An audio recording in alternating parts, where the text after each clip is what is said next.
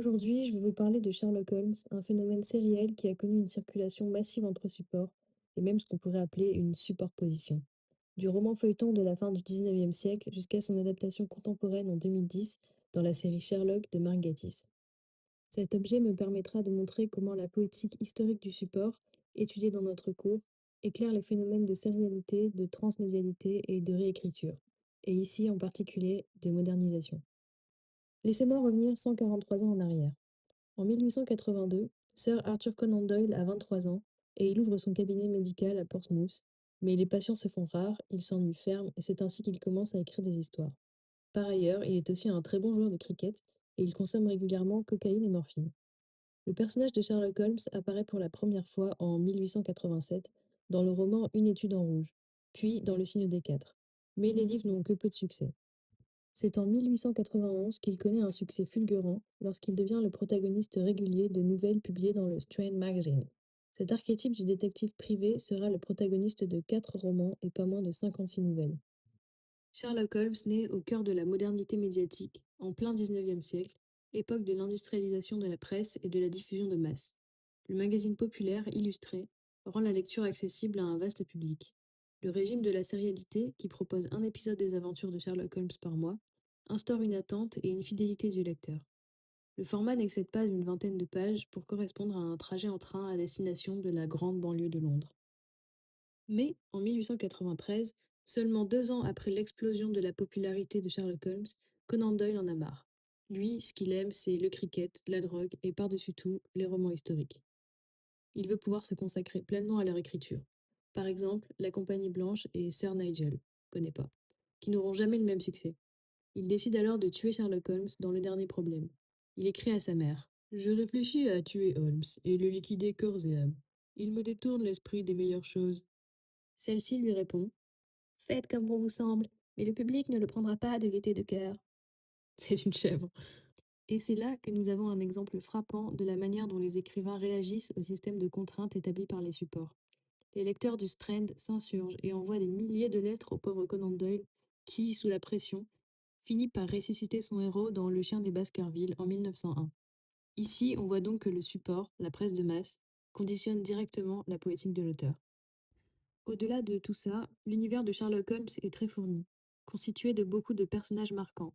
Watson, Lestrade, Madame Hudson, Mycroft, Mary, Irene Adler, Moriarty.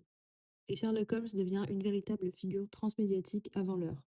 Nouvelles, romans, recueils, puis adaptations théâtrales et cinématographiques dès le début du XXe siècle. Plusieurs connaissent elles-mêmes un grand succès, permettant une modernisation permanente du personnage à la popularité intacte, près d'un siècle et demi après sa création. Comme nous l'avons vu, chaque produit est susceptible d'être sérialisé et de transiter d'un support à l'autre. C'est ce qu'on appelle la transmédialité. La série Sherlock transpose l'univers dans le Londres contemporain. Elle s'inscrit dans un autre type de sérialité, la série télévisée, avec saisons et épisodes qui se succèdent. Un épisode correspond à une nouvelle de Conan Doyle. Nous avons vu qu'au IVe siècle, le passage du rouleau au codex a été une véritable révolution, productrice de gestes nouveaux. Ici, avec la mutation livre-film, c'est tout un nouveau réseau de codes qui se déploie. Les personnages s'offrent immédiatement au regard, l'imagination n'est plus nécessaire pour entrer dans l'histoire, puisque nous sommes face à une interprétation et une nouvelle autorialité, celle du réalisateur. Alors, une transposition s'opère, celle des effets textuels en audiovisuel. Les descriptions précises des pensées de Sherlock deviennent visuelles et prennent la forme d'incrustations typographiques ou d'effets spéciaux. L'énonciation éditoriale n'est plus seulement littéraire. Elle inclut le travail de réalisation, de montage et les effets visuels. Mais la richesse de l'adaptation se situe en fait dans sa conformité à l'œuvre d'origine, et tire paradoxalement son originalité et son intérêt des réminiscences de son support de base. À cet endroit apparaissait, grossièrement écrit en lettres rouges, ce seul mot, rare. Tout simplement que quelqu'un allait écrire le nom de Rachel lorsqu'il a été dérangé avant d'avoir pu achever le mot. Raro est un mot allemand qui signifie vengeance. Ne perdez donc pas trop de temps à rechercher Mademoiselle Rachel. Elle est allemande. Rare, c'est vengeance en allemand. Elle essaie peut-être de nous dire quelque chose. Merci de votre contribution. Alors, elle est allemande. Bien sûr que non, mais elle n'est pas d'ici. Trouvez qui, Rachel? Elle a écrit Rachel.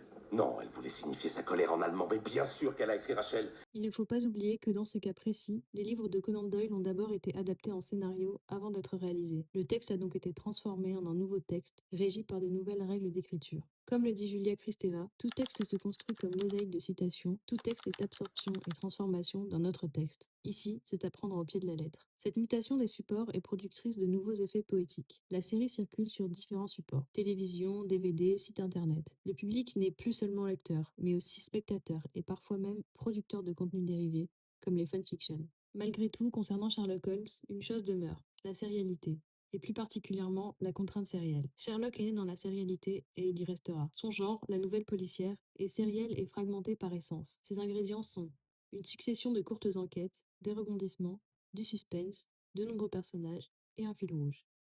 Comme l'écrit Mathieu Letourneux dans Fiction à la chaîne, il existe des situations dans lesquelles le texte s'engage dès l'origine, dans son esthétique même, des mécanismes sériels. Lorsqu'un écrivain choisit d'écrire un roman policier, il pense l'œuvre dans sa relation au genre du roman policier et au moment de la rédaction, il se réfère à tout un imaginaire du genre. Le lecteur, lui, obéit à la même contrainte sérielle au moment de lire, en convoquant toutes les références policières qu'il a, et il est attentif aux résonances. Ainsi, du feuilleton du Strand Magazine à la série télévisée, Sherlock Holmes n'a jamais cessé d'être un objet sériel. Il est un exemple paradigmatique du régime moderne de la sérialité. Sherlock Holmes est donc une œuvre instable, sans support exclusif. Elle est appropriée collectivement, réactualisée par chaque adaptation. Le personnage existe autant dans les récits de Conan Doyle que dans ses réécritures médiatiques. On peut parler d'allographisation, permise par la démultiplication des médias, la dématérialisation de l'œuvre et son appropriation collective. Dans le cas de Sherlock Holmes, l'énonciation est plurielle. Le texte n'est pas le seul énonciateur éditorial. Il y a bien plusieurs autorialités. Auteur, journal, illustrateur, et puis réalisateur, metteur en scène, acteur. Dans les nouvelles, l'illustrateur Sidney Paget contribue à fixer l'image de Holmes avec sa silhouette élancée et sa pipe. Dans la série, ce sont les réalisateurs, acteurs, monteurs qui participent à l'autorialité. L'œuvre n'appartient plus uniquement à l'auteur littéraire. On peut dire qu'elle a transcendé l'énonciation univoque. Et ça, c'est fort. Une question demeure. Assistons-nous à la mise à mort du livre en direct? Et le sens premier est-il écrasé, modifié par les nouveaux supports? En réalité, loin d'être tué par la télévision ou le numérique, le livre originel survit, mais comme mémoire d'un support premier. Chaque adaptation garde trace de cette origine, tout en inventant une poétique propre. On a pu voir que les réalisateurs ont à cœur de maintenir une certaine fidélité avec les livres. À côté de tout cela, son ignorance en certaines choses était aussi remarquable que son savoir. Le jour où ma surprise fut portée à son comble, ce fut celui où je découvris qu'il était parfaitement ignorant de la théorie de Copernic et qu'il ne connaissait même pas l'explication du système solaire. Écoute, je me fiche de savoir qui est Premier ministre ou non. Qui couche avec Ou qui. que la Terre tourne autour du Soleil. Oh non, pas ça, ce n'est pas important. Pas On apprend ça dans les petites classes. Comment peux-tu ne pas le savoir? Mais le système solaire, commençai-je en manière de protestation. Que diable cela peut-il bien me faire interrompit-il avec impatience. Vous dites que la Terre tourne autour du Soleil, qu'elle tourne autour de la Lune, si cela lui fait plaisir. Mais, pour mon compte, je m'en moque, et mes travaux ne s'en ressentiront guère. Mais le système solaire! Oh, et alors, mais qu'est-ce que ça peut bien faire qu'on tourne autour du Soleil si on tournait autour de la Lune ou bien d'un manège comme des chevaux de bois? On ne verrait pas la différence. Tout ce qui compte pour moi, c'est le travail. Néanmoins, le sens varie selon le support. Et même s'il garde le même fond, on ne peut pas affirmer que la lecture d'une nouvelle de Sherlock Holmes dans le Strand en 1891 est une expérience comparable au visionnage d'un épisode de Sherlock aujourd'hui. Comme le dit Roger Chartier, il n'est pas de texte hors le support qui le donne à lire, pas de compréhension d'un écrit qui ne dépende des formes dans lesquelles il atteint son lecteur. En effet, si on lit les nouvelles de Conan Doyle, on remarquera le style vif de l'auteur, l'intériorité de Watson, les dialogues percutants ou la tension lors des descriptions de crimes. Alors que si on regarde la série, on aura plus tendance à remarquer l'efficacité de la mise en scène, les effets visuels, le montage rapide, le jeu des acteurs ou la sexy face de Benedict.